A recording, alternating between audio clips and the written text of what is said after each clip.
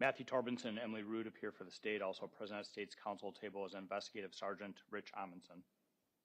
Morning, Your Honor. Ms. Dikeman appears in person with her attorneys Chris Acker and David Bowles. Also present is paralegal Emily Sanchez. The end of yesterday, there was objection to the testimony of Mr. Bolito specifically, and I'll give you an opportunity to say some more if you want, Mr. Torbenson, specifically about his commenting about striking Mr. Pedrin striking his daughter in the face, that comment. Well, let me just cut to the chase. I started thinking about it. I didn't want to make a decision quickly yesterday. There's two problems with it. One, we don't know which daughter. Secondly, we don't know. It definitely happened after the fact. We don't know the context. It hasn't been really investigated. I don't think it's appropriate, given sort of the assertion that's made with no detail, and also the fact I don't know when it definitely happened after the fact because of what Mr. Bolito testified that he didn't work with Mr. Pedrin until after the incident. So, given that, the court's going to go ahead and strike it. I'll tell the jury I'm going to strike that part of his testimony. They're to disregard it. Was there anything else about the testimony, Mr. Torbenson? I was going to make further argument depending on how you ruled. Based on your ruling, I have no additional argument to make. I know I made the ruling, but that's the reasoning for it. Judge, I understand the court's ruling. Our position is that it's admissible because Mr. Pedrin testified untruthfully that he's never hit any of his children, and we've got him admitting out loud to, in the presence of strangers, that he pops his daughter on the mouth. I don't think it matters in terms of relevance whether that happened afterwards, after Alex's death or before Alex's death. The key here is that he lied, and he was caught on that lie, and we're introducing it as impeachment evidence. Given the ambiguity of it all, I'm going to maintain my ruling. Anything else this morning from the state's perspective? No. Anything from the defense? Yes, I have a couple of exhibits from the last couple of days of trial here that I'm just going to admit for the record. Okay. 276 is the copy of the state's exhibit that I drew on the elbow yesterday. So I'd offer 276. 277 is a transcription of the 911 call from November 12th of 2022 that we played previously in court, offering it consistent with the local rule on DAR reporting. And it's 277. 277. Okay. Any objection to those being received? I don't have an objection to those being received. I'm trying to recall the circumstances under which the call was played and whether the whole call was played or just a portion outside the presence of the jury to refresh Mr. Pedrin when he was on the stand. And so if there's any additional questioning related or witnesses related to 277, I'd want to address that at some point. Okay. I believe it was this is the 911 call that Ms. Dikeman made. Yes. And it was, if I have it in my notes that it was from the beginning to the end. I don't think it's Ms. Judge, I can cut to the chase. I needed to look at the date. I was referencing the November 25 incident that was after the fact that the court rule was not admissible. Looking at the date, you're correct. So okay. No objection to this one. All right. So that they'll both be received then. And Judge, I would also offer any exhibits that we neglected to do yesterday that the court found admissible for their intended purpose. You missing any? See, 720. 272 is 271? So 270 was marked only, didn't get used, I don't think. 271, though. We did see it offered receipts. We didn't get that. Okay, so the one, when Misty Craig was testifying, there was a 271. Yep. Text messages for, I think it was to refresh her memory. And it turned out to be somewhat contradictory, but one could argue. Yeah, it turned out, I think it's admissible both as, it was used to refresh her memory, but it was also uses a prior inconsistent statement, as well as a recorded recollection. So I'd offer 271. Any objection? I don't think it's a prior inconsistent statement. I think she elaborated on exactly what she meant in that text and provided greater context. So it's not a prior inconsistent statement. I think it is a prior statement that she explained and provided some context to. I'm going to receive, it will be received, but that's exactly, it depends on how you interpret that moment, but I agree that it could be sort of viewed both ways.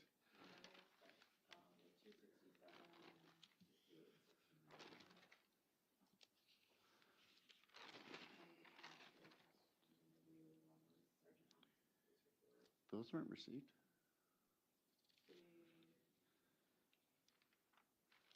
Huh. So what, no, 267, 268, 269? Cover those. What was 269? Was the transcript of Lorelai's interview. Okay. For the purposes that they were used in the sections that were used, I offer 267, 268, 269. It's a little confusing because the Sergeant Adamson's police report was already in here, but he used a different section or a certain point of it yesterday, so we had marked it. Okay. Any objection? No. They'll be received. Okay. If we find some others, we can talk about them, but that's, I think, where we're at. Okay. Do we, anything else before we bring the jury in from the state? No. No, Your Honor. So we'll bring the jury in. Who's your next witness? Is it Dr. Dr. Endres. Endres? Okay. So why don't we bring the jury in, bring in then Dr. Endres. Let's bring the jury in.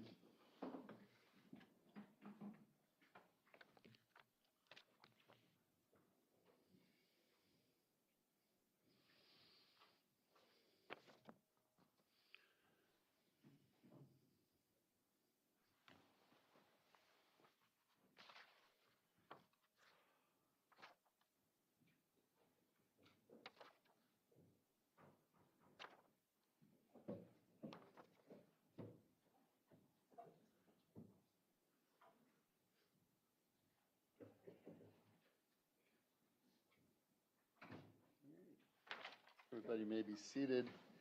Thank you, everybody. Again, starting right on time. I really appreciate it. As I said today, we'll see where we're at. My guess is it will go beyond up to 6 at the latest. But so, having said that, let's want to call your first witness then. We'll call Dr. Courtney Endres. Okay.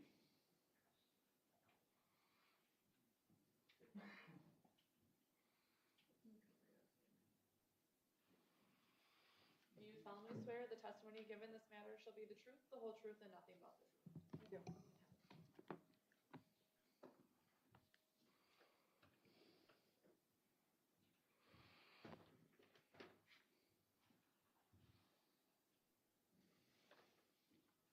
Go ahead. Ready? Okay. Morning, doctor. Morning. Introduce yourself to the jury, please. My name's Dr. Courtney Endres, Could you spell that last name for the record, please? Endres. What do you do for a living? I'm a forensic psychologist. And what generally is a forensic psychologist? Generally, we do evaluations of individuals, although sometimes we essentially educate the court on matters of psychology as they pertain to the law. So that usually involves an evaluation of a person, although sometimes I do what's called expository testimony, where I just talk about various issues that may apply to an aspect of the case. Sure. Do you have a curriculum vitae that you've prepared? I do. And I'm going to show you Exhibit 274. Thank you.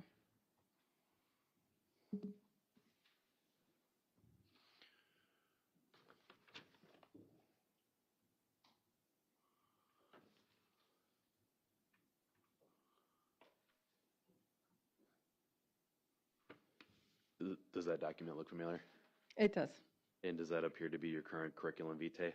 I think there's a couple of things that need to be updated, some continuing education that I've taken since then, but the bulk of it is correct. Sure. Generally speaking, does it accurately reflect your education and training? Yes, it does. Offer 274, Your Honor. No objection, Judge. Received. So, Doctor, could you briefly summarize your education leading to your career as a forensic psychologist? Sure. I have an undergraduate degree in clinical psychology, and then I also have a master's and doctoral degree in clinical psychology. I did my forensic specialization with my pre- and postdoctoral positions. So you specialize in forensic psychology in your fellowship? Correct. All right.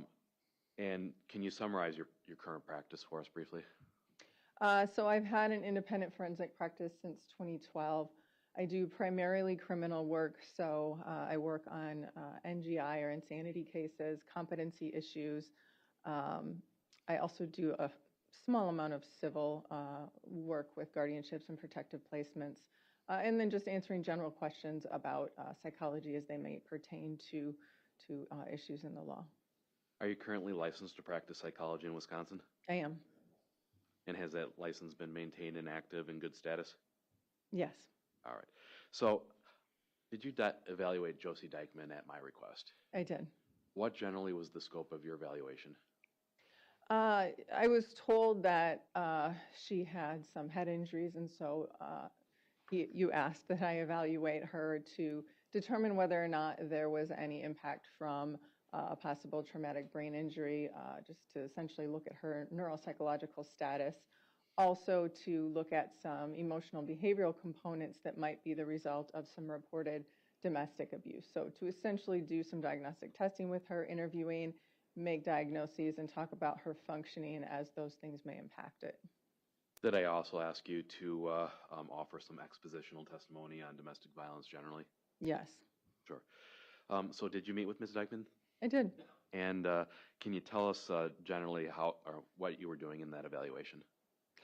So I interviewed her about her background history. We did quite a lot of psychological testing. And I think subsequent to actually meeting with her, I did also review some medical records. Okay. Did you, were the records that were reviewed or those common in your course of review? Your Honor, I object to her discussion of the medical records that was not disclosed to us or contained as something that she reviewed in her report. Judge, you filed this as a 40-day hearsay notice.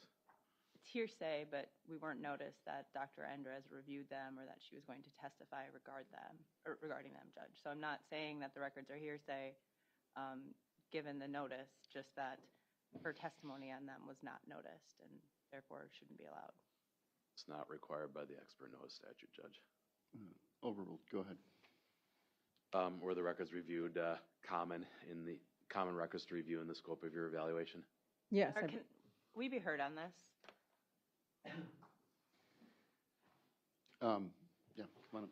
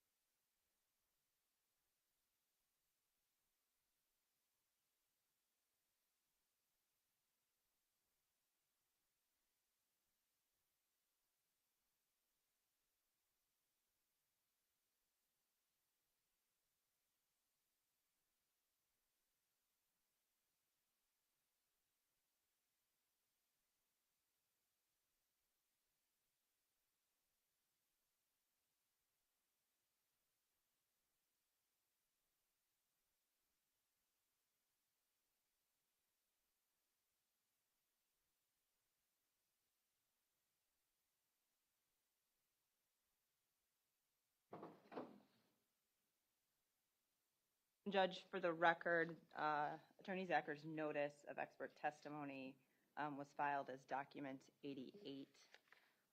Ms. Endres' report, which I don't believe has been offered yet, was also filed as document 115 in this case.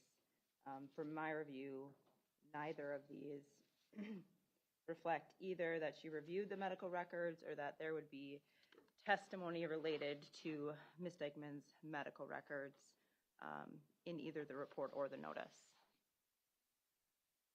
Judge, what did the state think we were going to do when we noticed Dr. List's certified report of August 13th of 2021 as a certified medical record intended to use in Ms. Dikeman's case in chief. I don't think that's my job, Your Honor, to come up with every possibility. It could have been used for a variety of witnesses in this case. This is why, Your Honor, we asked for the Daubert hearing originally related to Ms. Endres so that we could go into what she relied on in her opinions and the methodology for how she came to those opinions, including what records she reviewed and considered. Judge, the notice was clear. The court did not require a Daubert hearing because the notice was clear. This is standard stuff. It was noticed as a hearsay exception, Dr. List's report. I find it ironic that the state is accusing us of not providing full and fair discovery when we got literal stacks of unnoticed text messages and summaries just this last week. And I'm going to take an issue with the last statement Attorney Zacher just made. He had all of those text messages in discovery, Your Honor. And again, as been previously stated, this isn't a tit for tat thing. Nowhere in the notice of expert does it discuss the testimony related to Ms. Dikeman's medical records in any way.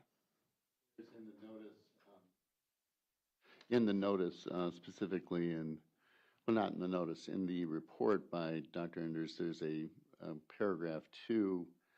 It says, Dr. Endres will testify to how a patient with Ms. Dikeman's deficits, history of trauma, and the history of becoming submissive and complacent. So there's reflection about her history of trauma and cognitive deficits.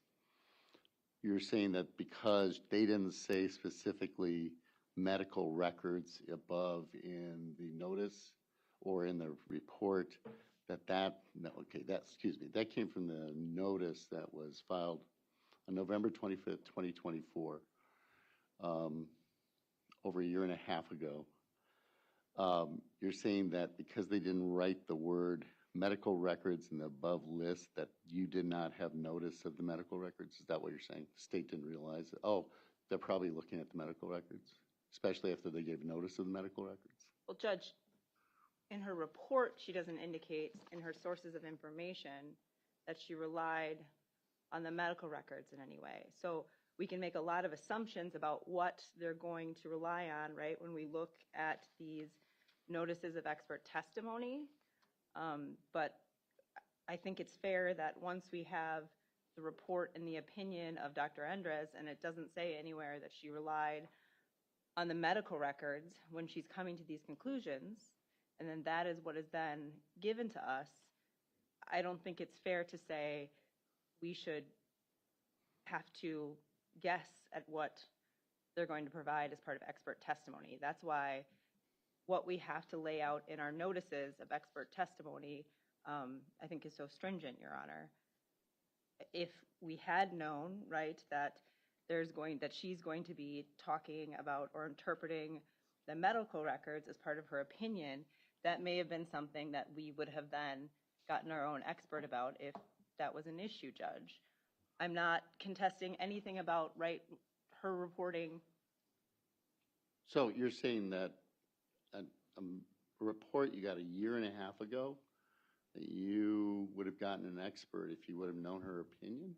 We don't know, Judge, because we don't know what her opinion is yet. We're going to get it for the first time today. Her and that's opinion's not fair. in the report, right? Not about the medical records. She even said she subsequently, after this report came out, reviewed those medical records, Judge. Is that correct? It happened after the fact?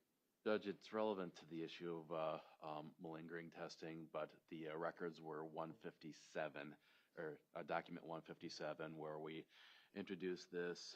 Looks like that was e-filed on July 1st of 2025. The notice of intent to introduce Dr. List's report that's consistent with Dr. Endres' finding. That's the extent of the use of that document.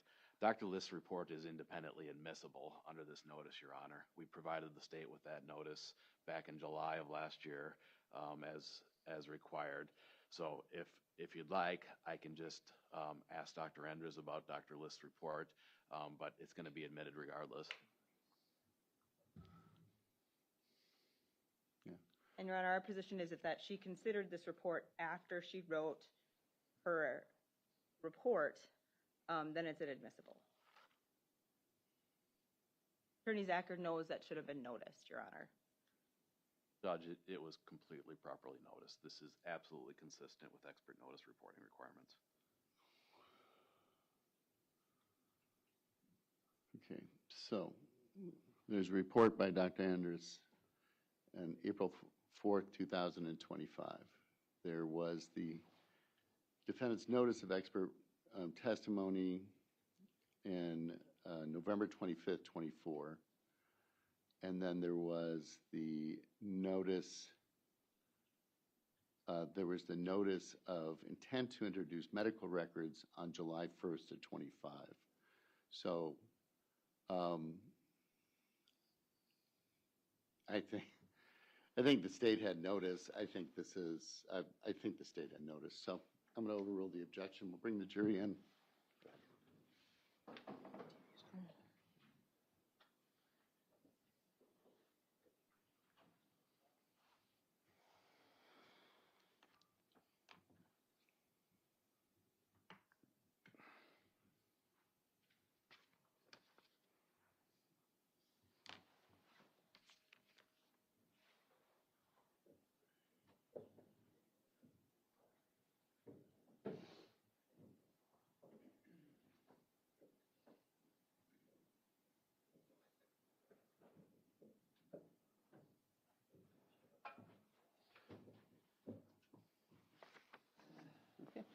Everybody may be seated. Go ahead and proceed, Mr. Zacher. Okay. Thanks for your patience, Doctor. So did you meet with Ms. Dikeman to administer any testing? I did. And is the length of time that you met with Ms. Dikeman consistent with what you would normally require to conduct the type of testing that you found to be appropriate? Yes, I mean, it varies by individual, but yes, it was fairly common. Did you review the criminal complaint before meeting with Ms. Dikeman? I did. Is that common for professionals in your line of work to review that document? Yes. So I'm going to cover this in greater detail and break it down, but were you able to come to any diagnostic impressions regarding Ms. Dikeman after meeting with her? Yes. And what generally are your diagnostic impressions of Ms. Dikeman? So cognitively, I found that she had some significant deficits with memory and attention, verbal reasoning, expressive language. Emotionally and psychologically, there were a lot of post-traumatic stress symptoms present, anxiety, depression, re-experiencing. The results showed that, test results showed that she tends to view the world as a very hostile, untrustworthy place. She's very passive and submissive in relationships. That's her tendency. She also presents as very, we call it flat, but basically a lack of emotional expression that you can visibly see, and reduced emotional reaction to what would normally be provoking events. And what I found was that that was the result of the traumatic event she's experienced and coping with that versus someone who is callous and uncaring about things. So that was significant. And then lastly, I did look for malingering. I did not find that she was malingering. In fact, she often minimized her mental health symptoms. Okay. And just for the record, what is malingering? What does that mean? Malingering means faking or feigning mental health symptoms for secondary gain. Okay. So, Doctor, I'm showing you what's been marked as Exhibit 273. Did you prepare a report with your findings? I did. And take a look at that and just let me know if that appears to be a copy of the report that you submitted in this case. Yes, this looks to be it. All right. Are all the findings within it true and accurate to the best of your knowledge? Yes. Offer 273. Objection, Your Honor. They've received. Thank you. So, doctor, I want to start at kind of the top here. You diagnosed Ms. Dikeman with something called major neurocognitive disorder. Is that correct? Correct. What does that mean? So a major neurocognitive disorder means that there is noted cognitive decline from previous functioning, either reported by the person or by someone who knows them. Also, formal testing has indicated that there are some cognitive impairments in various areas like memory, attention, executive functioning, social, the ability to read social cues. And then all of that has to result in impairment in the person's daily functioning in various ways, but often in what we call ADLs, or activities of daily living, such as managing money, holding down a job, things like that. What tests generally did you perform to evaluate Ms. Dikeman for that condition? So I gave her a few neuropsychological tests. The most notable was, it's called the R-bands, or the repeatable battery for the assessment of neuropsychological status, and it looks at things like immediate memory, delayed memory, language, abstract, visual spatial skills, attention, maybe forgetting one. I also gave her the Montreal Cognitive Assessment, which is more of a screening tool for those same types of things. It looks at executive functioning, attention, memory, language. I also administered for short, it's called the DREFs, or the DELIS ratings of executive functions, and that looks at more of the emotional and behavioral components of executive functioning. So avolition, or lack of motivation, apathy, emotional management, working memory, attention, problem-solving skills, things like that. What's executive function? Executive functioning refers to our higher order brain functions, such as the ability to plan or foresee consequences, problem solve, decision making. Memory and attention is there as well, but it's really sort of those higher brain functions instead of, versus like the aggression and pain and pleasure, the sort of basic impulse that comes from different parts of our brain.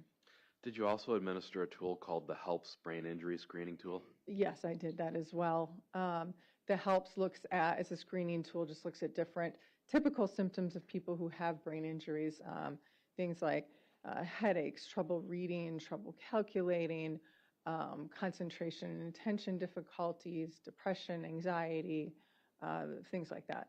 Are these the type of instruments that professionals like yourself rely upon commonly in coming to conclusions about the extent of somebody's deficits? Yes, we all tend to have preferences with different tools. I would say that R-bands is one of the most commonly used. And have these instruments been validated? They have. What does it mean to say that an instrument's been validated?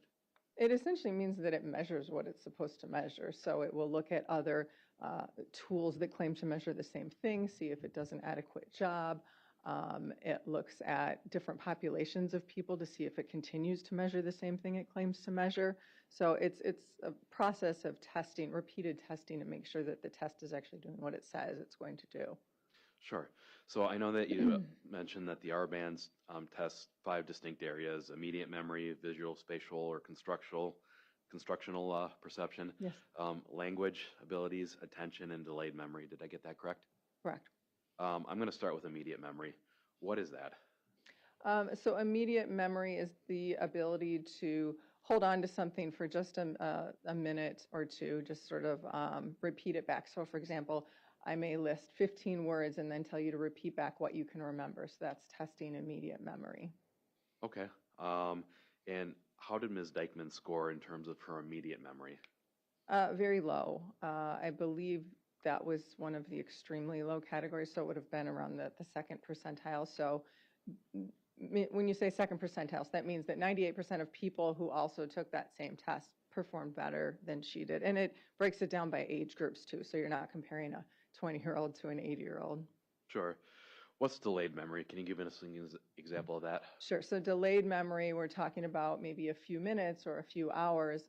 On the testing that I did, it's more like a few minutes, but basically at the beginning of the test, for example, the list of words that I mentioned that I might ask you to repeat for immediate memory, maybe 15 minutes later at a different portion of the test, I'll ask you, hey, do you remember any of those words? And then there's also another test where you're given options. So was this word on the list to look at different types of memory? But essentially delayed is waiting a few minutes or possibly a few hours to see if a person can remember. We're not talking about weeks or months or years when it comes to delayed memory. No, those would be long-term memories. And how would delayed memory apply to being able to remember or recite events that happened hours earlier? How would a poor delayed memory Yes. affect that? Yeah, a person would have difficulty. They may not remember a conversation they had a few hours before, or they may remember it incorrectly. They're likely to forget appointments, not be able to keep track of those types of things. They may be forgetful in where they put things around the house, things like that. Now, your report indicates that Ms. Dikeman tested in the extremely low range for delayed memory. Is that correct? Yes. What does that mean? Well, it means that not only is her immediate memory pretty poor, but her ability to then try to recall it later on is even worse. It deteriorates even more over time. Do you even, and you've explained the fact that of the 2% significance, is that broken down by age groups? It is. I believe, from recall, I think it was like age 20 to 36 band that she was in, or somewhere around there. But it's essentially by about 10 years or so. Once you get to the very young or very old, the bands get smaller. But yes, essentially her same age peers. Generally speaking, how does having impaired memory like Ms. Dikeman affect a patient on a day-to-day basis? Again, they're going to maybe misplace things around the house, forget where they put them. They won't remember where they're supposed to be at any given time. Conversations that can be difficult because people get embarrassed. They don't want to admit that they've forgotten things. So sometimes they'll say they remember, but they may not remember the full conversation. Just describing how things happened, telling a story, that may be much more difficult for people with delayed memory issues because they don't remember a nice chronological narrative that they can feed back to someone. So in your notes in your report with respect to delayed memory, you had a line in there that says, once meaning was attached to stimuli, Ms. Dikeman struggled to remember anything at all. Do you recall that section? Yes. What do you mean by that? So some of the tests, they might give unrelated information. So going back to that list of words, just an unrelated list of words a person may be asked to remember later versus a short story. That has more meaning. That has, there's semantic value there. Well, once that was incorporated, she had much more difficulty. Usually you'll find the opposite with people in that it's easier for them to just remember, things that actually they can find meaning to. We have little tricks in our brain to help us remember things when they mean something. But for her, my overall conclusion was that overwhelmed her brain. That was too much stimulus. And so it was more difficult for her once the information had meaning to it. Can we take that to mean that if somebody with this deficit might struggle to identify what's relevant to a conversation and produce that information? Oh, absolutely. Okay. So I'm going to get into this in a bit more detail later, but can stressors impede or make an already existing cognitive deficit worse? Yes. Generally speaking, in what ways? Well, people, there have been a lot of tests that we've done over the years researching people's memories. And if you just give a person information to repeat backwards or back later and then compare it to maybe incorporating a stressful event or they're trying to multitask, people generally just perform worse when there's more things that are interfering with memory, other things that you're trying to sort of multitask in your brain that can become overwhelming, particularly for people that may be not operating at the level of the normal population to begin with. Did you observe some of these same memory deficits in other instruments that you administered to Ms. Dikeman? Yes, the memory deficits, that was consistent across everything. All right, and I'm just going to talk briefly about the Montreal Cognitive Assessment. What does that do? So that's a screening tool, looks at short-term memory, attention, some aspects of language, abstract reasoning skills, some visual spatial skills. And you noted that Ms. Dikeman scored significantly below the normal range in that as well. Is that correct?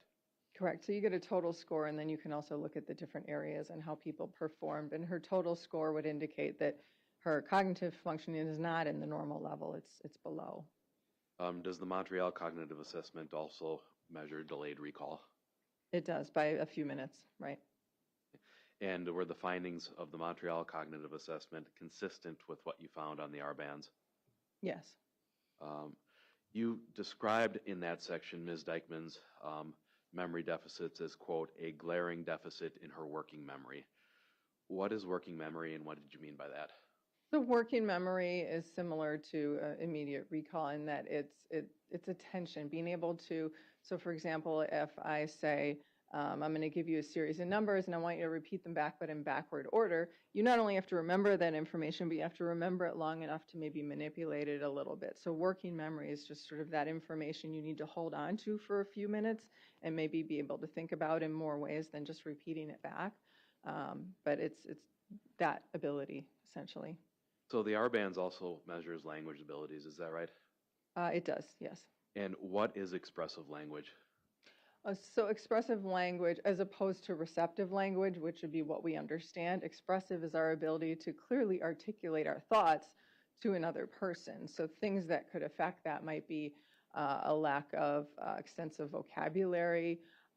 People with deficits there often mix up verb tense. They will say something past tense or future tense when they mean the opposite.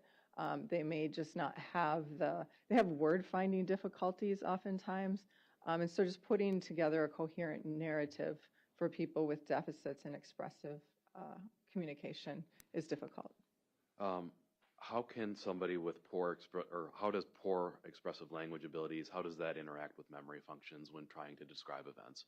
Well, they exacerbate each other. I mean, if you already have trouble expressing your thoughts and then you don't remember parts of the story can get very confusing and jumbled and have gaps in it. Okay. Would you agree that the ability to remember details and identify the relevant details is necessary to the ability to explain those details to somebody else? Correct. Your report indicate that Ms. Dikeman scored in the extremely low range for expressive language. Is that correct? Yes. And just generally speaking, how does that manifest with Ms. Dikeman? Well, specifically, I mean, it was everything from vocabulary, so she had word-finding difficulties, naming objects, to verbal fluency. And that was on the R-bands test, just in speaking with her. It was also notable when she would try to explain things. Sometimes it was very confusing. She would stop, she would pause and try to go back and correct herself or fill in the details. It was just, she seemed confused trying to explain things. So yeah, it was evident in both testing and just talking with her. Would you expect a patient with Ms. Dikeman's condition to struggle in an interview, for instance, with police officers? Sure, because there's added stress there, so I would imagine it would be worse. How about during testimony? Would you expect somebody with her conditions to struggle? Right, similarly stressful situation. So, do your findings support the diagnosis of a traumatic brain injury? Yes, they do. And I'm going to talk a little bit about the HELPS tool. What does that measure particularly? So it's a list of things that are commonly found in people with traumatic brain injuries. As I cited some of them earlier, some of them are physical symptoms like headaches. Some of them are, inability or poor ability to do things like reading or calculating.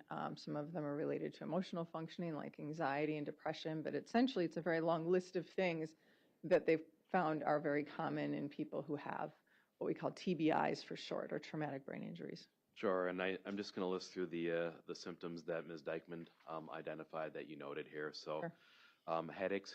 Yes. And that's pretty common, as you explained. Yes, it is. Anxiety? Yes. Depression? Yes. Difficulty concentrating? Yes. Difficulty with memory? Yes. Trouble reading? Yes. Trouble calculating? Yes. Poor problem-solving abilities? Yes. Difficulty performing tasks in a job? Yes. Difficulty with judgment? Yes. And these were all symptoms that were identified with respect to Ms. Dikeman in the HELPS survey? Right. Now, did her responses to any of your question on any of the assessments corroborate the expressive language difficulties?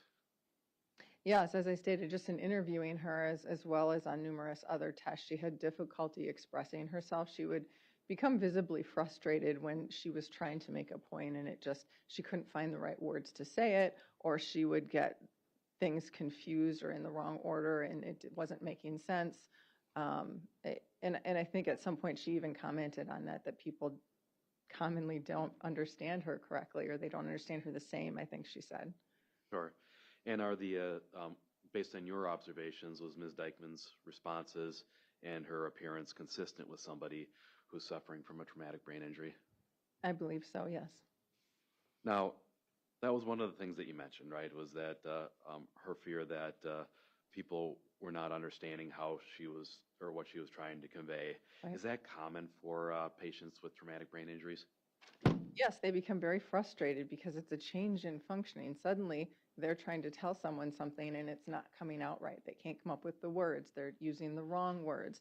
They can't tell a coherent story anymore, so they become very frustrated. A lot of times people just sort of stop communicating and sort of give up on it when it's not working. But it's very common for people to be frustrated with that. What are some of the common reactions for somebody with those deficits if they're experiencing frustration and an inability to communicate? Well, as I said, they may sort of give up and say, you know, they're not getting it. I'm not going to try anymore. They just become very frustrated. Did you observe that reaction with Ms. Dikeman at all? Yes. So let's talk about post-traumatic stress disorder.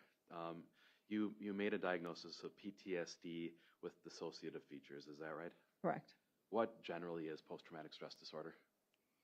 So a person has to have witnessed or experienced either something that was life-threatening or sexual assault, but essentially something where they feared for their life or their, basically, a threat. I'm sorry, I missed one. So they can also hear about the death or the threatened death of a close loved one. So it's those three things. They either were the victim of, witnessed to, or heard of a close family member or friend being seriously injured or sexually assaulted. And we often hear about this label with the brave service members who come back from combat zones. Am I correct in assuming that this is not a diagnosis that's limited just to our service members? No, it's not. I mean, you have to have experienced the trauma, but then there's a whole host of symptoms. There's 4 different clusters, different types of symptoms that a person has to exhibit to then be diagnosed with post-traumatic stress disorder. So there are people out there that go through very traumatic things and just recover well. They don't develop those symptoms. So just having gone through the trauma doesn't mean you'll be diagnosed with it. You have to manifest the symptoms as well. Is it important in making this diagnosis to consider the patient's history of traumatic experiences that she's had? Yes, And did you do so in the case of Ms. Dikeman? I did. Generally speaking, what was important about her description of prior trauma to making this diagnosis? Well, she had reported a history of being sexually assaulted, physically assaulted on multiple occasions. She'd had 2 traumatic brain injuries also from an assault. So those things all count as traumatic events. Okay. And is that the type of information that psychologists commonly consider when making a diagnosis of PTSD? Yes. So did you conduct any testing or other instruments to determine whether or not Ms. Dikeman's symptoms are consistent with PTSD? I did. What assessment in particular? Well, I did a general personality inventory. It's called the Personality Assessment Inventory. And so that would, among other things, it would pick up something like trauma symptoms. But then I also gave her a trauma-specific measure because I'd been informed that that might be an issue. I gave her the DAPS, or the Detailed Assessment of Post-Traumatic Stress. And then I also ultimately administered a dissociation inventory. I believe it's the multi-scale dissociation inventory. Let's start with the DAPS. What does the DAPS actually measure? So it's looking at, there's actually now 4 symptom clusters that they've identified for post-traumatic stress disorder. That one actually only looks at 3 because at the time the instrument was made, we didn't really understand the 4th one. But it looks at 3 of the major symptom clusters for PTSD, which are re-experiencing, things like nightmares, flashbacks, intrusive memories, avoidance behaviors, and then the hyperarousal, hypervigilance type of symptoms. Okay, let's start at the top. What is re-experiencing? So most often people think of flashbacks, although that's probably one of the less common ones. More common are nightmares and just intrusive memories, people thinking back on the event without wanting to, and those things interfering in their functioning. Nightmares, they're not even always about the traumatic event. They can be about other things, but it's those chronic nightmares and sleep disruption that happens. Okay, and did you find that Ms. Dikeman meets this symptom cluster for re-experiencing? She did. In what ways? So she had frequent nightmares. She reported that it was often of being beaten by her partner. She also reported having memories happen when she didn't want them to, things triggering them, so loud noises, and she'd have a memory of one of those events. How about being yelled at? Was that something that she described? Right, being yelled at, any sort of loud noises, but particularly, yes, human voices yelling was one in particular. All right, so what is avoidance? Avoidance can be in 2 forms. One can be sort of mental, so people using drugs or alcohol to try to mentally escape from thinking about the trauma.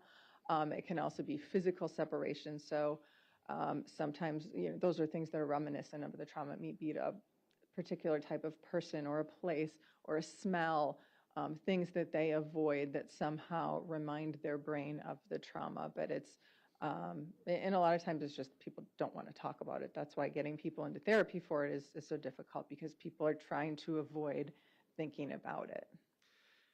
Did you find that Ms. Dikeman experienced avoidance? She did. She didn't want to, oh, sorry. She did not want to discuss a lot of the details of it. It's a little difficult when she was in a relationship that was abusive, because then it's a little bit more difficult to avoid those things. People then tend to sort of mentally check out. But there were things that she said she would avoid, like semi-trucks, loud stores. And again, that would be the loud, sudden noise that jolts people, that jolted her in particular. And finally, what is hyperarousal? Hyperarousal can be anything from what I think is commonly known as hypervigilance, so sort of being on high alert all of the time. It also is being highly reactive, overreactive to things that normally a person wouldn't react to, but their brain is reacting to it when they have PTSD. It can be a constant sense of agitation or anger, or just that high, your nervous system is on high alert all of the time, essentially. Okay. And did you find that Ms. Dikeman experienced hyperarousal? She did. Easily startled is another symptom of that. But yes, she was very hypervigilant all of the time, felt very anxious and on edge. Okay. What is the 4th symptom cluster? So that's a negative alteration in mood and cognition. So that can be chronic depression, chronic anxiety, inappropriate outbursts of anger and irritability, impulsivity, reckless behavior that has the potential for, sort of self-destructive types of things. Did you find that Ms. Dikeman described symptoms consistent with that 4th symptom cluster? I did. She had depression, she had anxiety, but she also had the sort of, again, that flat affect that I mentioned earlier, that emotional restriction. That's also common. It's sort of a desensitization. So instead of overreacting, the person underreacts, because that's the manifestation of that altered cognition and mood for them. Yeah, why don't you tell us what flat affect looks like in practice? So it looks like a person maybe is very detached. They don't care. They're not reacting. You don't see any visible facial expressions changing. Usually people, when something provocative is going on, people react. You'll hear it in their voice. You'll see it on their face. Well, when people have flat affect, none of that is there. And it can be for a variety of reasons. Is that a defense mechanism for patients?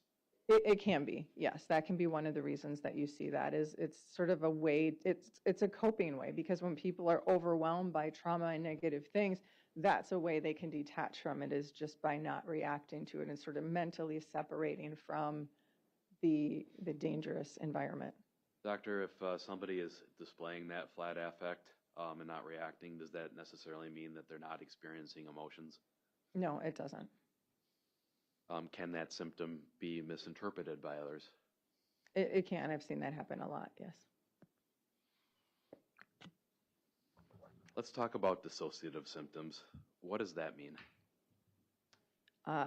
Essentially a mental separation from the environment. So again, it's a coping mechanism. When people are exposed to trauma, they get overwhelmed experiencing that, and so mentally their brain sort of separates from it. And a lot of times that comes with memory gaps because they're mentally not there. Somebody watching someone who's dissociating, they may just sort of look like they're spacing out and they're not really in that moment, or they may not.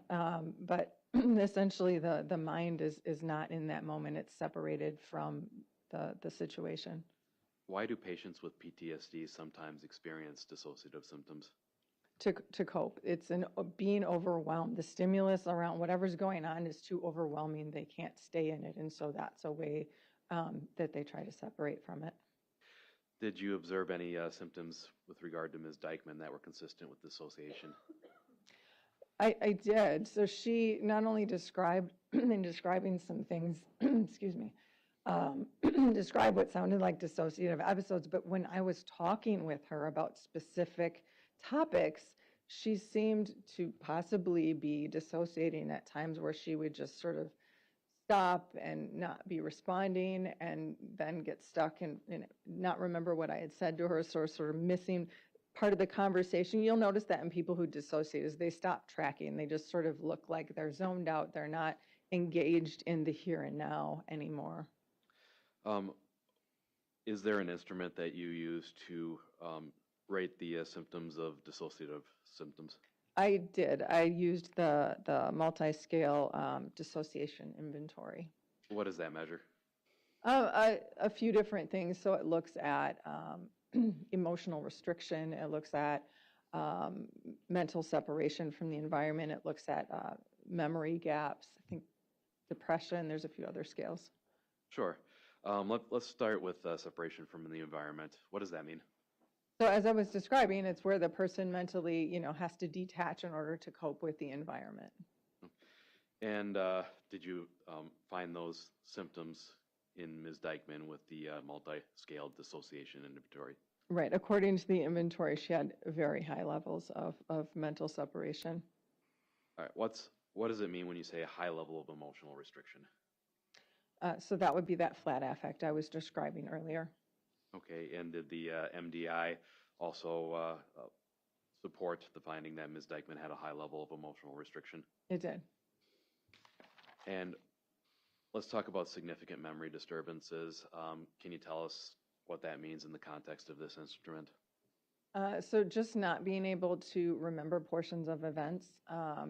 The person, when the mind separates in a dissociation, it doesn't encode memories in the same way. I mean, they've looked at this in neurological scans, lots of research. The brain actually doesn't encode the memories the same. So it's not that they're not in there. Sometimes they are, and they can be retrieved in ways later on, but they don't go into the brain in the correct way that you can just pluck it out and say, oh, I remember that. So because of that, when a person goes through an experience, they may be missing pieces of that and not be able to correctly recall them. Okay. Did you find any, was Ms. Dikeman's MDI results consistent with significant memory disturbances? It did. That scale was also elevated, yes.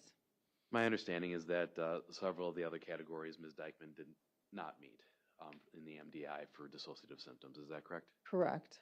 Okay. Let's talk about malingering. You said what malingering was, but do you have built-in measures to test for malingering when you're doing these instruments? Yes, so there's a few different ways. There are instruments that specifically look for malingering. That's what they're created for. There are also often validity scales within tests to look for things like over-reporting of symptoms or under-reporting or inconsistent reporting. So those are also things that can give you ideas about malingering.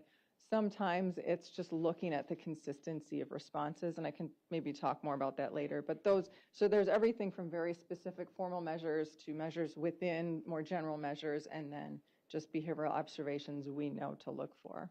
So it's built into the instruments themselves. Some of these are questions that you can look to for inconsistent or unreliable responses. Right. Any indication that Ms. Dikeman was malingering or exaggerating her symptoms as you've discussed? No, and as I stated in the very beginning, she actually minimized a lot of her symptoms. She didn't exaggerate them. She really wasn't trying to say that they were very strong for her. They would still come up in the instruments, but she minimized them essentially. Why is that clinically significant? Well, actually, what we find is people who have genuine mental illness, that's typically what they do. It's not the people saying, hey, I'm really sick, I'm really ill, this is what's going on. It's often the people who are saying, I don't think I have an illness, I don't think this is wrong with me. They don't want to talk about or acknowledge the symptoms, so that's pretty common. Fair to say that a lot of people don't want to acknowledge that they have something wrong with them? Right. All right. Is it important in examining malingering to review prior neuropsychological testing or records? Yes, if they're available, that can be helpful. Why is that important?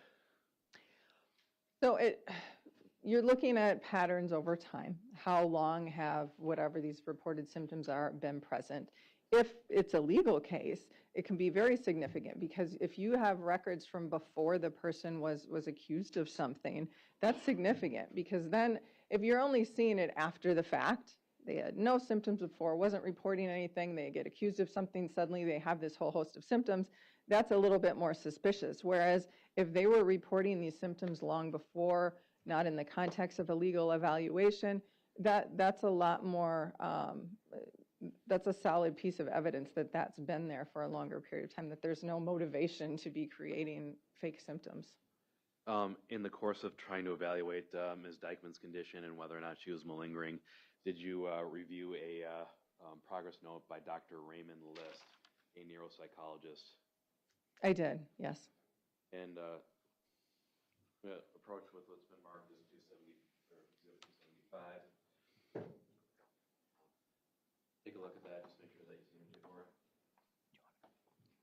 This looks to be it, yes. Okay. And what about Dr. List's evaluation of Ms. Dikeman in 2021 was important to your findings here?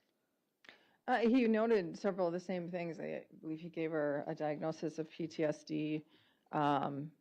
Yes, he did. He also said mild cognitive disorders. The diagnostic impressions were similar. He found some of the very same things I did, the significant memory deficits with memory, attention, all of those kinds of things. He gave the R-bands, which it's meant to be something you can repeat over time, hence the name. So he gave one of the same instruments I did, found similar results, significant deficits with language and with memory. So just very consistent with my findings, and this was, I believe, 2021. So, and I did my evaluation in 2023. So yeah, several years earlier and before the criminal allegations. Would you expect that consistency in somebody who's not malingering?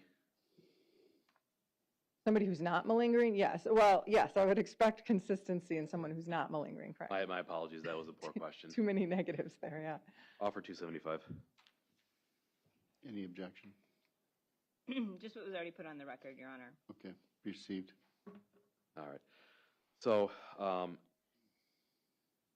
just generally speaking, were you able to come to any conclusions about whether Ms. Dikeman's emotional presentation could be misinterpreted by others?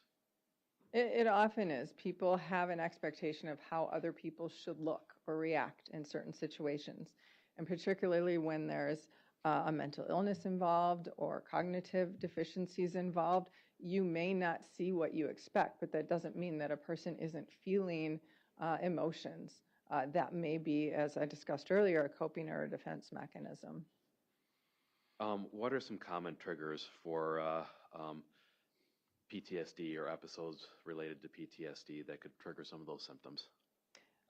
Things that are reminiscent to that person for the initial traumas, and that's different for everyone. But loud noises is a frequent one. Loud noises, loud bright lights, being overwhelmed by a lot of people. Then it sort of gets more. Those are sort of the more common general ones. Being more specific, it just sort of depends on the trauma. So maybe a certain smell or a certain type of person. If they were abused by a very overbearing type of person. Maybe they had a beard, then everyone with beards, they may be on edge, things like that. Sure. If a person with Ms. Dikeman's deficits struggles with memory, is that necessarily a sign that she's lying? No.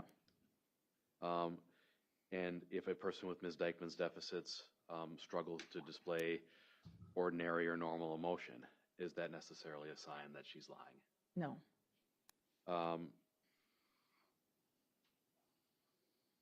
So, doctor, you have experience evaluating patients who have been survivors of domestic abuse?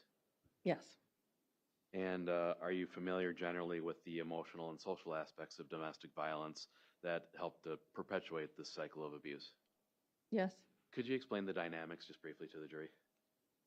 Of physically violent relationships? Sure.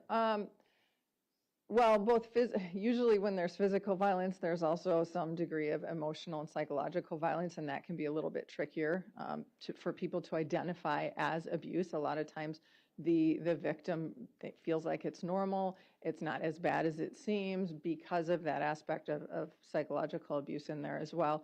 There's usually elements of control where, the person may be cut off from friends and family, the person controls the money, those kinds of things. They may convince them that they're not good enough to do other things. But essentially, it's a cycle where it's not always bad. They have periods, we often call it the honeymoon phase, where they're getting along great and things seem to be just wonderful. And then sort of the tension builds up and there's, some physical abuse or what have you. And then it starts over, they reconcile. But essentially, the victim comes to believe that either A, it's normal or it's somewhat justified, and two, that it's not something that they can easily escape. There's all of these different components to the abuse that they come to believe that's just something they're in.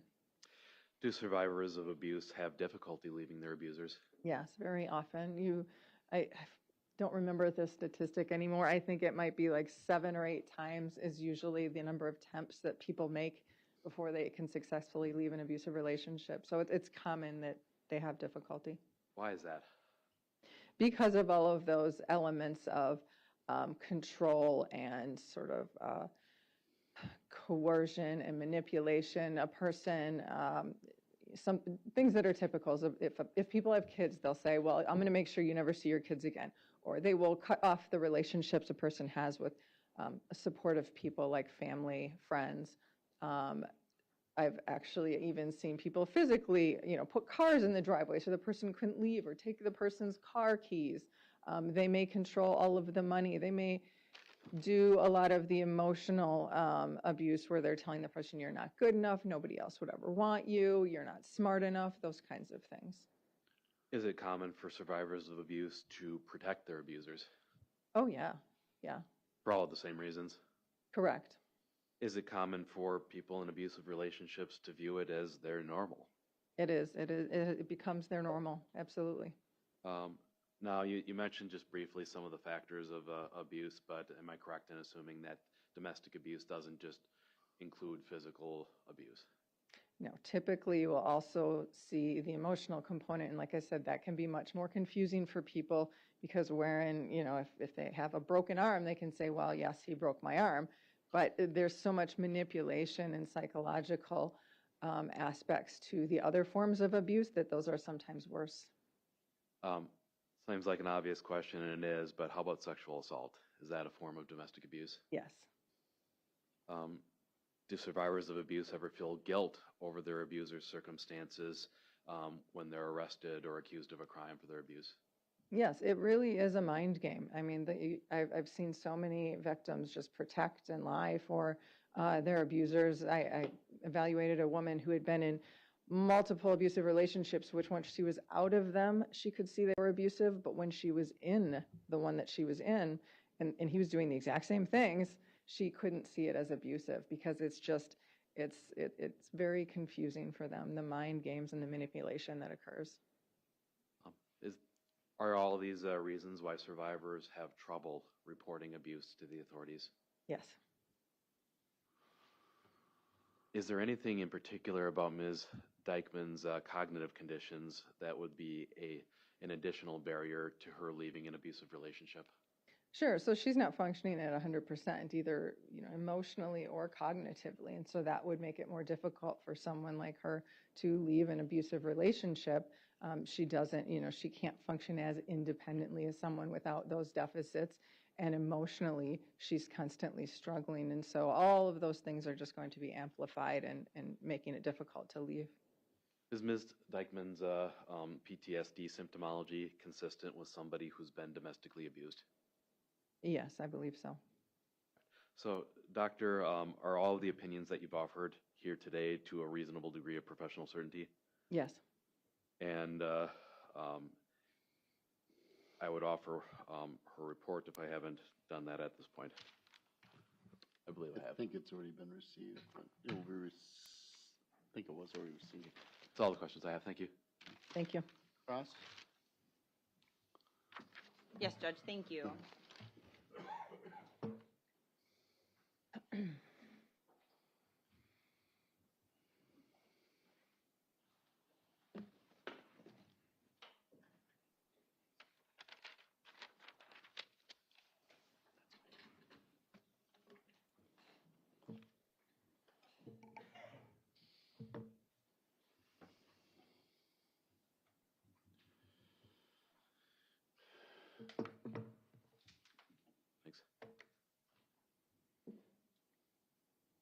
Good morning, Doctor. Morning. Dr. Endres, you were retained by defense counsel in this case, correct? I believe so. Yes, that's correct. Okay. Specifically by Attorney Zacher? Yes. Have you worked with Attorney Zacher on previous cases? I have. How many times has he retained your services? I'm not sure. I don't keep track of numbers. More than 5? Possibly. I'm not sure. Okay. Maybe less than. I mean, maybe more, maybe less. I really don't know. Okay. What about Attorney Bowles? He has ever retained your services in previous I believe cases? so, yes. I saw him in the hallway, and I think I worked on a case with him in the past, yeah. Okay. Were all of the cases that Attorney Zacher or Attorney Bowles retained you on criminal matters? Correct. And how many times has Attorney Zacher called you as a witness in a criminal hearing or trial? Again, I don't know what the number is. You have no idea? No, sorry. More than once? Sure, yes. Okay. More than 5 times? Again, I don't know. You keep records related to that, right?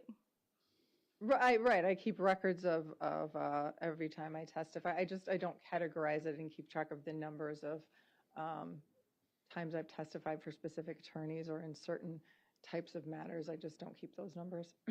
You keep records as to your invoices for those matters, correct? Right. And have you been asked previously in proceedings how many times you've worked with a attorney? Probably, although I don't remember specifically if I've been asked how many times did you work with this attorney, but I would guess I probably have. Okay, you can't remember that either? No.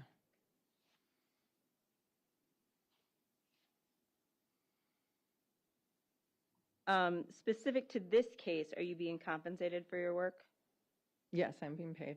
And what does the fee structure for that look like?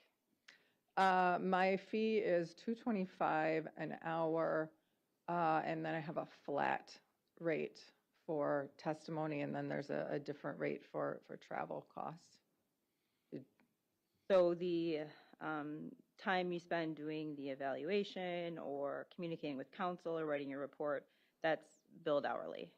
Correct. And then you have the flat fee for your testimony, is that correct? Correct. It's different for in-person versus Zoom, but yes, they're both flat rate fees. And at this point, how much compensation have you received related to this case? Well, it was 2 years ago. I didn't look. I mean, it would have been several thousand for the evaluation and the report. I haven't been paid for testimony yet, but yeah, it was 2 years ago, so I don't remember what the exact amount would have been. I mean, it would have been several thousand, would be my guess. Have you been asked questions about your compensation on cross-examination before? Sure. You know that question's coming, correct? Well, they ask me if I'm being paid for my work or my hourly fee, yes. And what is the flat rate you're receiving for your testimony? It's $22.50 plus travel costs. $2,250? Correct. And is your testimony that you met with Ms. Dikeman on August 4th of 2023, correct? I believe that was the date. Let me double check. I mean, I believe you. That's probably accurate. I don't know where it is in here, but that was probably right. Or wait, August, no, my report was dated in May 2024, so I would have met with her prior to that. Oh, yes, August 4th, 2023. There we go. Yes. And that was the only time you met with her? Yes. You're sure about that? Just a little bit of hesitancy there.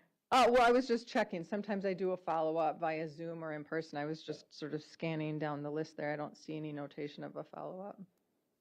And how much time of that 4-hour meeting was spent conducting the number of tests that you discussed previously? Probably a majority of it. I mean, I don't have it broken up on here.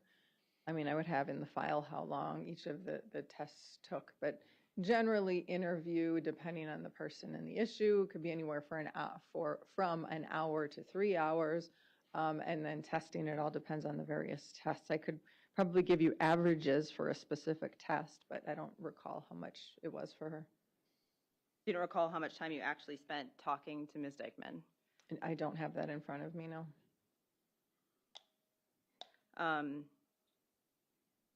You never observed Ms. Dikeman in her home? No. Or interacting with others? Aside from the jail staff briefly, no.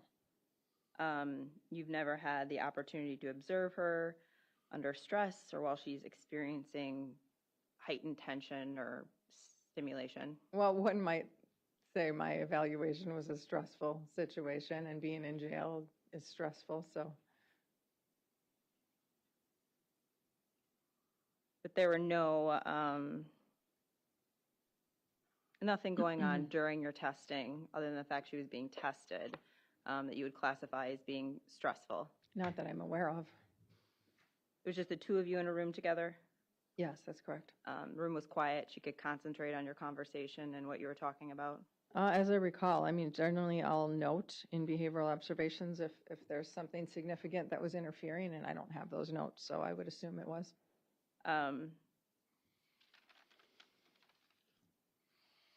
And, you know, given how the interview and the tests were conducted, you never had the opportunity to observe her in a situation where she may have been provoked? Correct. It was just her and I didn't provoke her. I don't think so. And I'm going to get into what you reviewed in this case in a moment, but were you aware that there are videos that have been introduced into evidence that show Ms. Dikeman in a stressful or provoked state?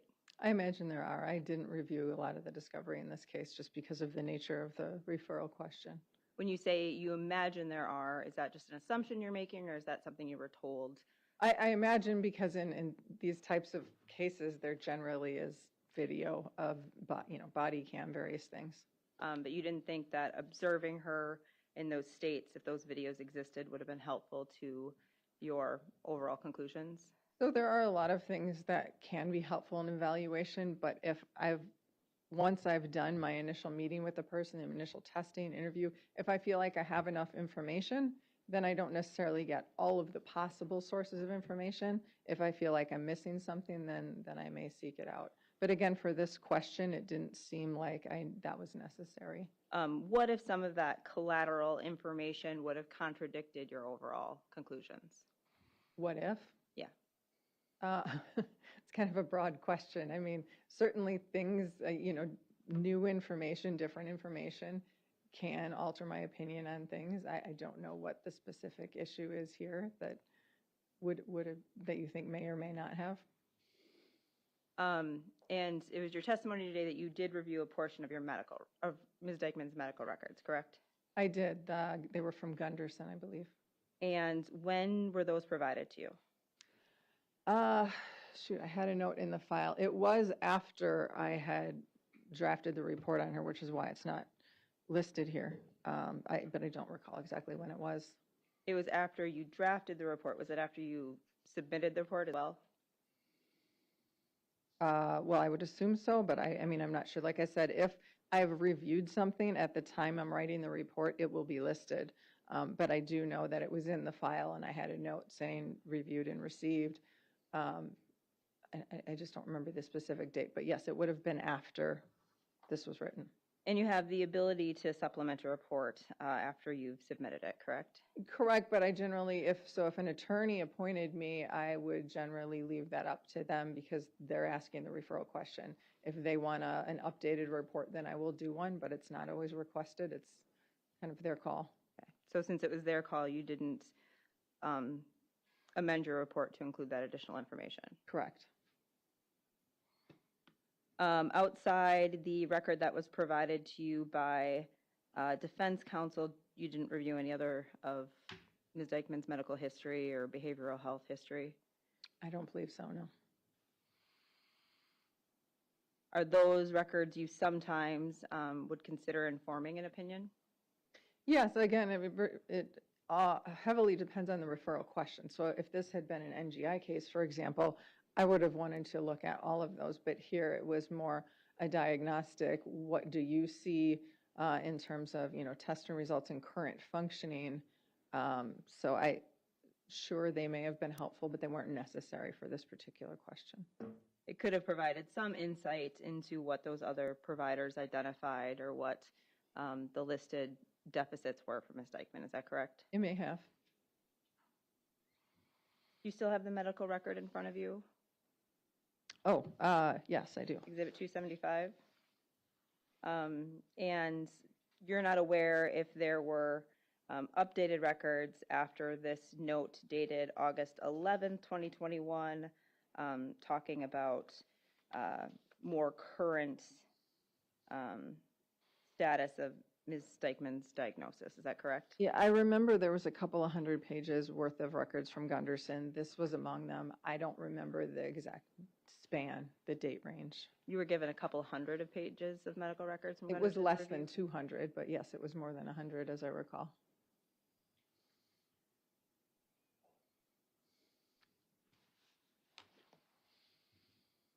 And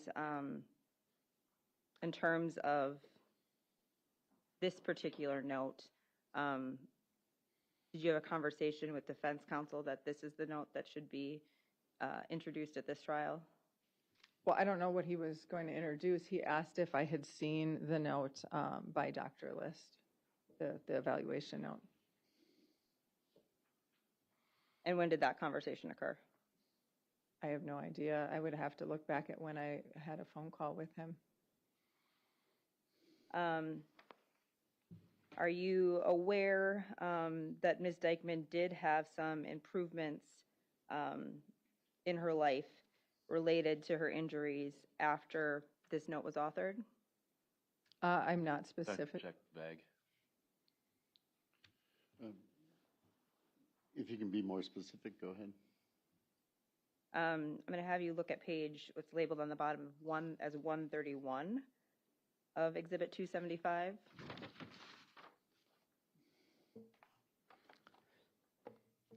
Okay. And do you see under ADL on the bottom of that page, it indicates driving, not medically released? Correct. And can you tell us what ADL means? Activities of daily living. Are you aware that at the time Ms. Dikeman, or around the time of February 2023, Ms. Dikeman was driving again? I don't know if I was aware of when she was or wasn't driving. If she was driving at that point and had been medically cleared to do so, that would show improvement in her symptoms as were reported on in 2021. Improvement from this 2023 that you're describing to me versus this time? Yes. I mean, there's not really any details here. I don't think I have enough information to make a statement or evaluate whether her driving had improved from this statement to what you're telling me. I don't know. But you did testify that you had reviewed 200-some pages of medical records. Right, and she discussed her driving as well. I mean, I recall that conversation, but I don't know. I have no idea what her driving looked like to compare it from one date to another. I'm not sure I could do that. If we look on page 132, does it indicate in the doctor's summary that the PTSD, although still present, is under better control? It does. Were there any notes from your review of the medical records after this date that further discussed whether her PTSD was improving? I mean, I'm sure being a diagnosis, they're going to comment on it and whether it's better or worse or what symptoms are presenting themselves, so that would be expected.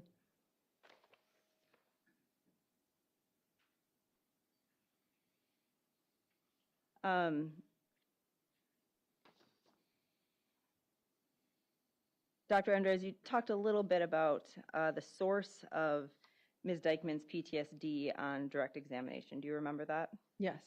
Is it fair to say that PTSD can result from a number of traumatic experiences that can happen over time? Correct. The fact that she has PTSD doesn't identify in and of itself that there's a single source of that trauma. Is that correct? No, and oftentimes as clinicians we'll talk about it as complex PTSD if there are multiple factors over a long period of time, although sometimes people just find it easier to say PTSD. But yeah, certainly it can be one or a multitude of factors. And the psychological testing that you completed can't independently determine what event or events caused the PTSD? Well, part of the DAPS, the Detailed Assessment of Post-Traumatic Stress Test, does ask that the individual, it does an inventory of events and then ask them to pick an event that they feel like was the worst and then rate that one. So it does actually in a way. Okay. So you're relying then on the defendant's reports of what affected them the most with that testing? Correct. How comprehensive is that history that's given with that testing?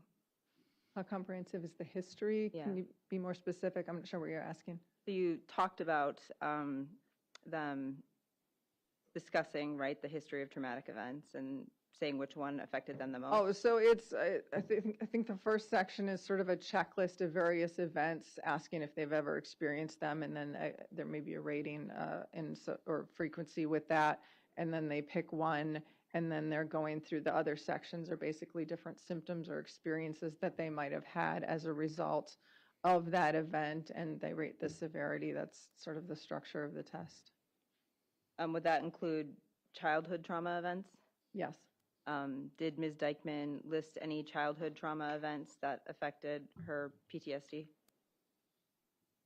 I believe, yes, actually yes, she did. There was some incidents when she was a child.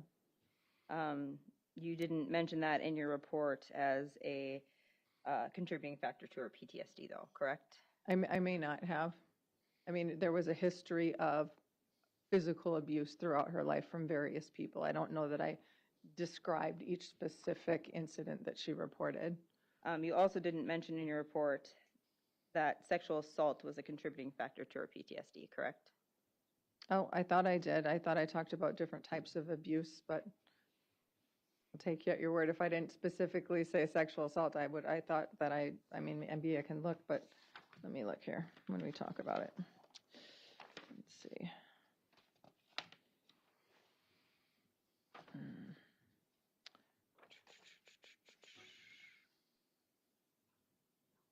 Yeah, I think I do just talk about it as abuse, but I did mention, I think in the earlier part, that there was sexual assault. I can't find it here, but if I didn't, yeah, she experienced sexual assault, and that was a contributing factor. But not something you put in your report?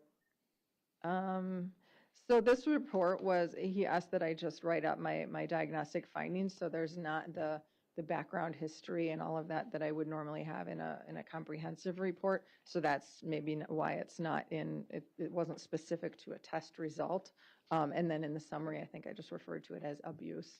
So again, that was a choice made by defense counsel, not by you? Well, the specific referral question is just do these, look at her diagnostically, write up the findings, discuss these other issues in general.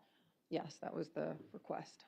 Did you at some point communicate to defense counsel that sexual assault was was contributing factor to her PTSD?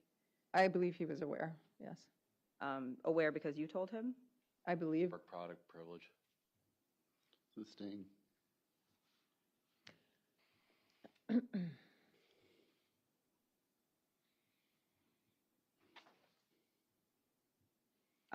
Just wanted to touch on avoidance real quickly, Dr. Endres.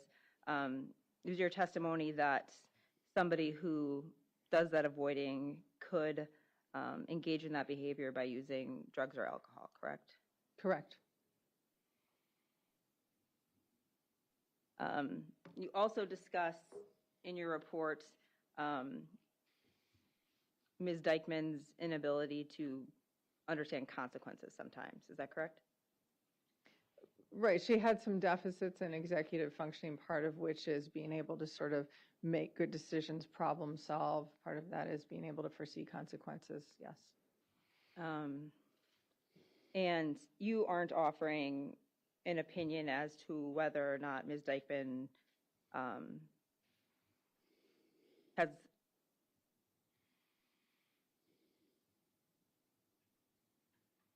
I apologize. That was a bad question. I'm going to go back to that in a moment. I believe what you'd said is that her consideration also of cause and effect is hindered, correct? Correct. That's also part of that executive functioning ability. And I believed when you're talking about predicting consequences, the phrase you may have used is diminished. Does that sound accurate? Probably, yes.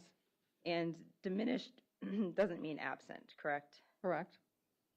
You're not saying she's incapable of understanding consequences. I am not. Okay. And you aren't offering an opinion that she wasn't able to fulfill her legal obligation to protect children in her care, correct? It was not my role to determine her level of responsibility for any specific act in this case or any case. Doctor, can efforts to avoid detection reflect an awareness of consequences? I'm sorry, I missed the question. What was that? Can efforts to avoid detection affect or reflect an awareness of consequences? Sure, that's often something that we look at, for example, in NGI cases is, did the person try to avoid detection? That may suggest that they were aware of the consequences. It doesn't always, but it's certainly something to look at. Is it also something to look at if someone's attempting to conceal conduct related to consequences? Judge, I'm going to object to mischaracterization, and I think it's an improper hypothetical. Overruled. Go ahead. I would probably just give the same answer that it depends. It can, but it doesn't necessarily. And would trying to influence what other people, including children, say reflect an awareness of consequences? Objection, mischaracterizing. If the facts don't support the hypothetical in the future, it can be ignored. Go ahead. You can ask the hypothetical. It may. It may. It may. You made some or offered some opinions on how Ms. Dikeman may act when she's being questioned by law enforcement, correct? Correct. You said that you would expect her to struggle? Yes, I would expect there was some difficulty in her talking to the police. You review the video of Ms. Dikeman's statements that captured her interactions with law enforcement? I didn't view any video. So you didn't observe what she remembered that day or how she was acting related to that interview? Correct. And you can't tell the jury exactly what she was thinking during those interactions, correct? I don't think anyone could tell the jury what she was thinking.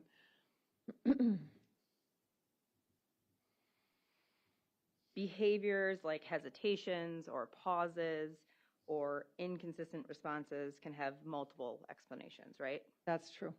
You talked about those memory deficits, correct? Correct. Can they also be influenced by things like stress, Sure. Yes. confusion? Yes. Can they be influenced by things like exhaustion? Yes.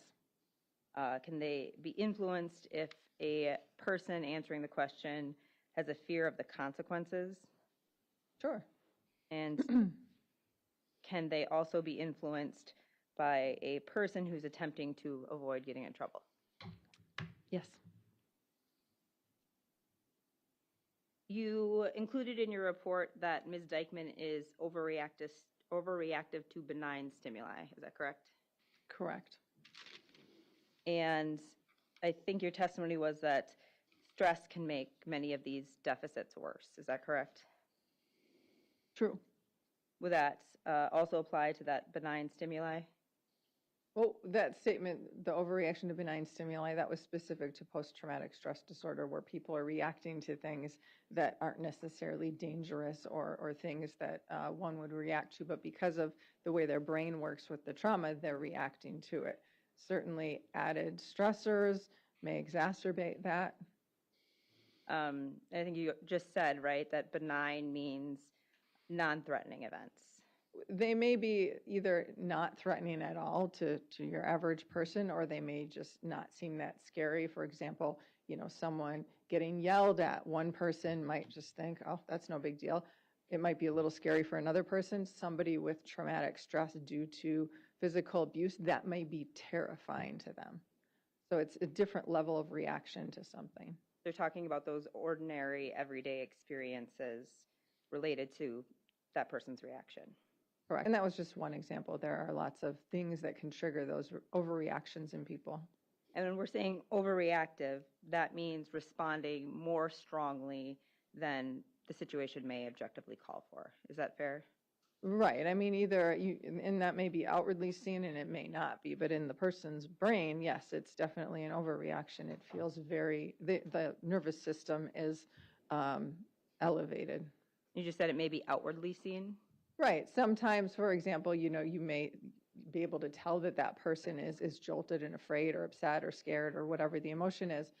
For other people, that may just be going on mentally, and you have no idea that they're terrified or they're whatever they're feeling.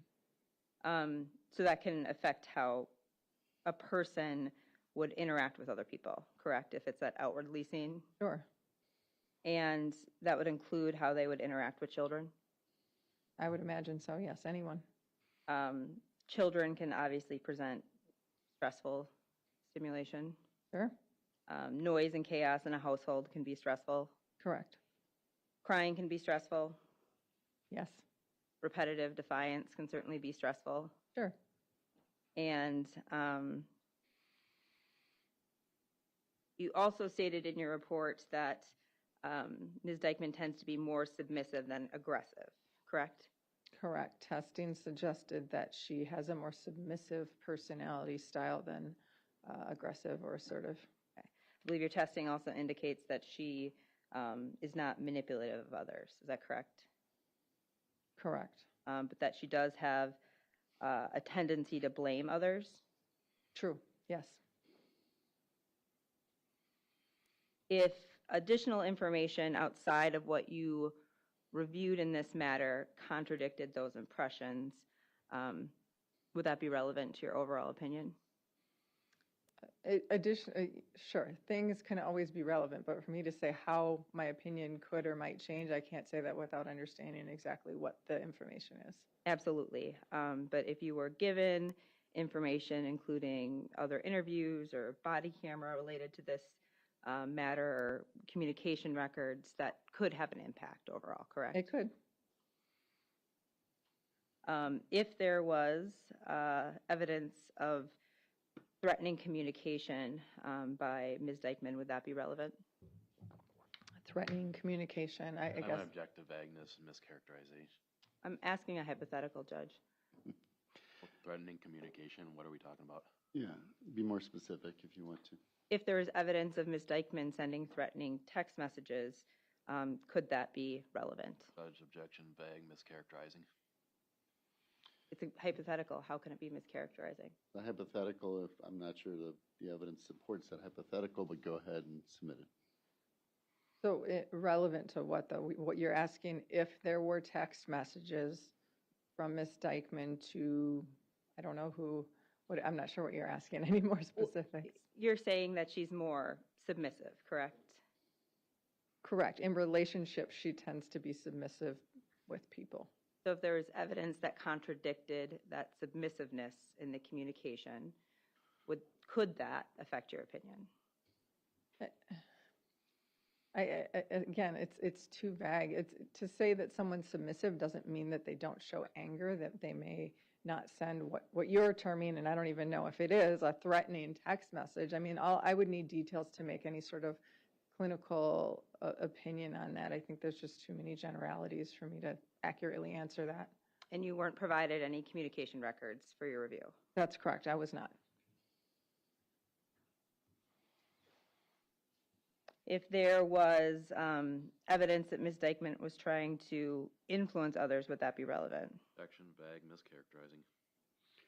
Yeah, these are hypotheticals that are so vague, you can have to be more specific what you want to ask her.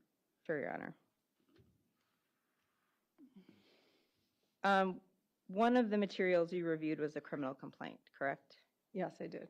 And you considered that in making your opinions, correct? Yes. Okay. It was one of your sources of information. Right.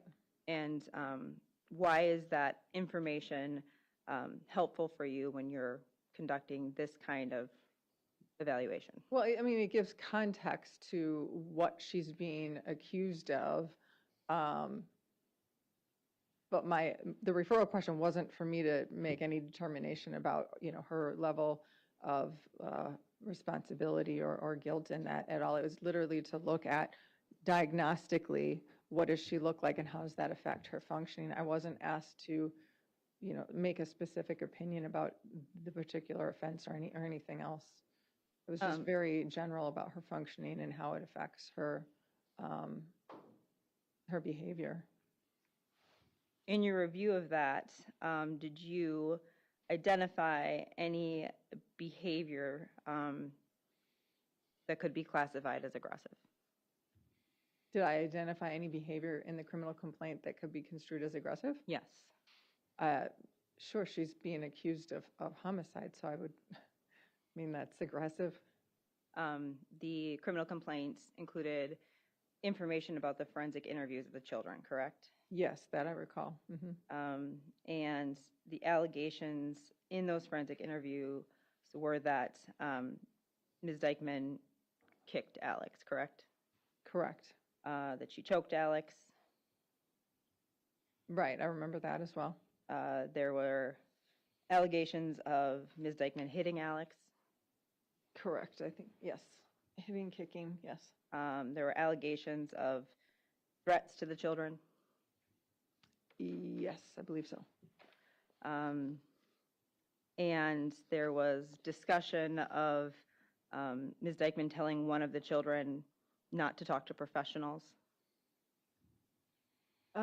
Right, I believe that I recall something when they went to the hospital, she may have made that statement. I don't recall the specifics, but I know that she was hesitant. I thought it was in the context of a hospital visit, but I don't recall specifically. A hospital visit where Alex had a broken leg. Is that? Right, yeah. And there were also allegations involving differential treatment of Alex from the other children, correct? There were, right. And despite reviewing those allegations, the testing then suggested that she was not aggressive or manipulative of others, correct? Correct. In the general sense, it doesn't mean someone's never done anything aggressive, but it's looking at overall the PAI and specifics, I guess what we're talking about, general tendencies of a person. Do they operate in the world in an aggressive manner? It doesn't mean they've never done anything aggressive, but it's saying overall in general, that's not how she operates with multiple people. It certainly doesn't mean that the person's never committed an aggressive act or was not aggressive with someone. It doesn't determine whether those historical allegations are true, correct? No. It also doesn't erase contrary information that had been reviewed by you before you had conducted that psychological testing, correct? It doesn't what? It doesn't erase that contrary information, the information about her being violent or threatening to the children.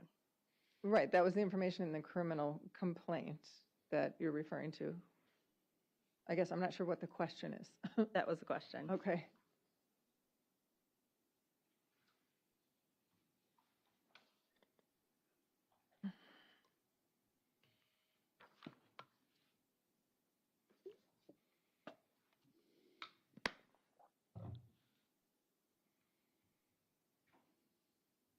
Thank you, doctor. I don't have anything further.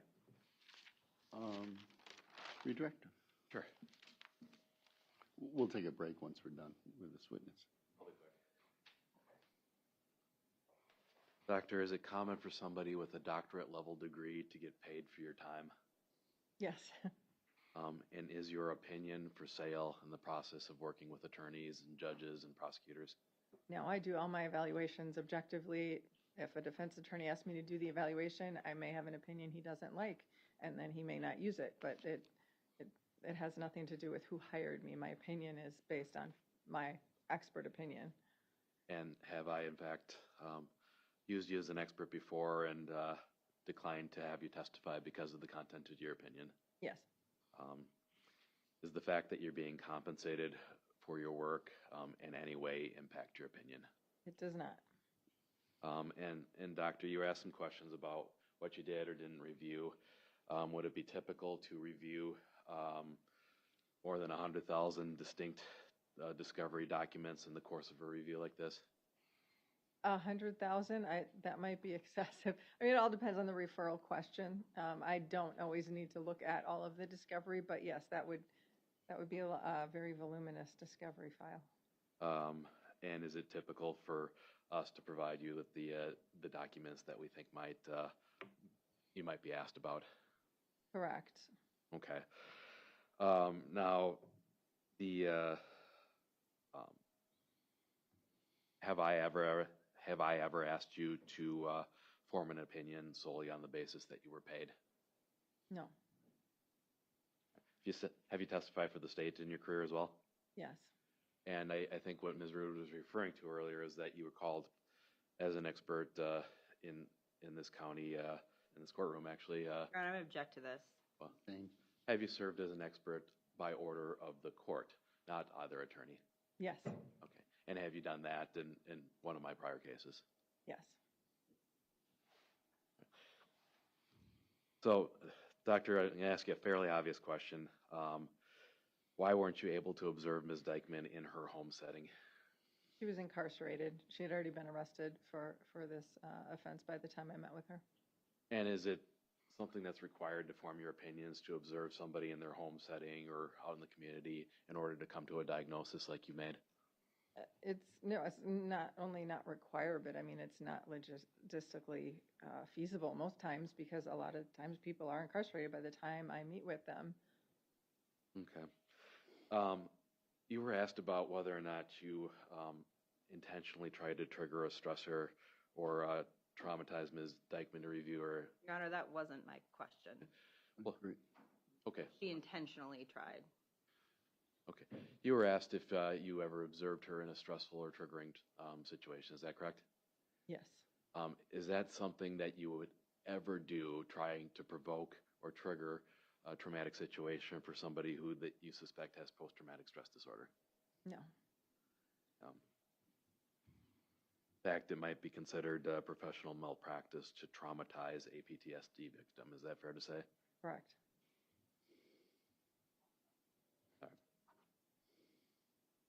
So I want to ask you a little bit about the submissive issue.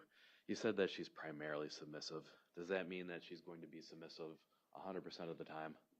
No. Can submissive personalities push back against people at time? Yes.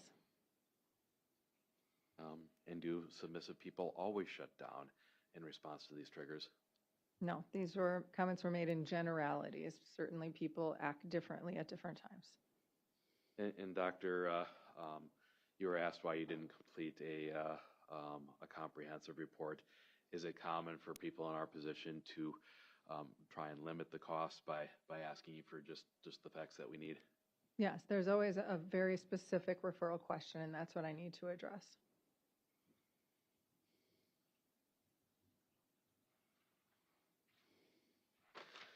Do you assume the truth of the allegations that you see in criminal complaints? An objection to relevancy. She was asked about it and whether or not it. Yeah. They were talked about as allegations, Your Honor, and I think this goes to Hazeltine. Well, no, she was asking about the complaint. You can ask about the complaint. Overruled. Yeah, in the course of your allegations, or in the course of your examinations, do you assume the truth of the allegations in criminal complaint? I assume that that's the report of the witnesses to the best of their ability. I evaluate the veracity of everyone's statement. I don't assume anything is 100% true. It's one person's perspective. That's why I try to look at different sources of information. And do we ask you, Doctor, to make a finding at all on the credibility of the complaint? No. Do the instruments that you administer to Ms. Dikeman, do those take into account external allegations like a criminal complaint at all? No. Is it fair to say that those instruments are just plugging in input into the instrument or the test so that you can score it later? Correct. That's all I have. Recross? Just briefly.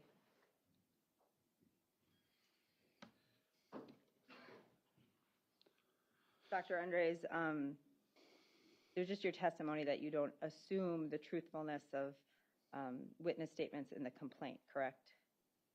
Correct. And that's why you look to other sources, correct?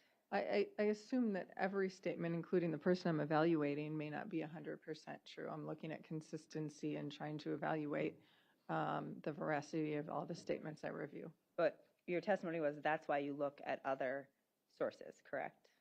The more sources, the better is sort of a general rule, yes.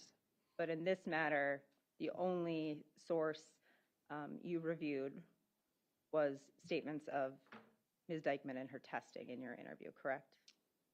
Her testing, her interview, and the criminal complaint. That is correct. Yes. Thank you. Anything further? Okay, go ahead. Is that also why you rely on these malingering scales that are built into the instruments to determine if somebody's potentially lying to you or not? Correct. That's one component of determining the truthfulness of their statements. And in any of the instruments that you examined, was there evidence that Ms. Dikeman was malingering? No, there was not. In comparing the consistency of Dr. List's findings to your own, was there any evidence of malingering? No. That's all the questions I have. Anything further from the state? No, Your Honor. All right. Is there any exhibits there to hand us to me? Thank you. You may step down. Thank you.